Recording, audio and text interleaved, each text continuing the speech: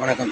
Velu biker. இந்த வீடியோவில் என்ன பார்க்க போகிறோம்னா, ஒரு ஹெட்டு ரீகண்டிஷன் பண்ண பிற்பாடு, வால்லாம் மாற்றின பிற்பாடு அந்த சீல்லாம் கரெக்டாக இருக்கா, கரெக்டாக வால்லாம் சீல் ஆகிடுச்சா அப்படின்னு செக் பண்ணுறதுக்கு ஒரு மெத்தட். இந்த ஹெட்டை இந்த மாதிரி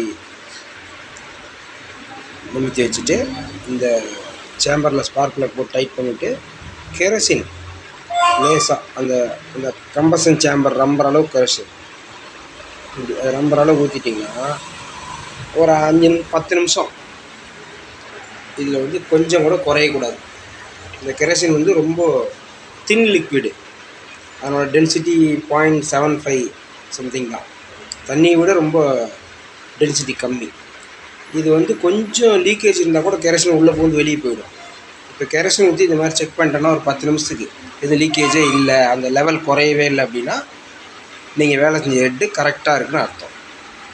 ஒரு பழைய ஹெட்டு திரும்ப அதே கூட போடலாம் அப்படின்னு வர பட்சத்தில் கூட இந்த வால்வில் லீக் இருக்கான்னு செக் பண்ணிவிட்டு அதே போட்டுக்கலாம்.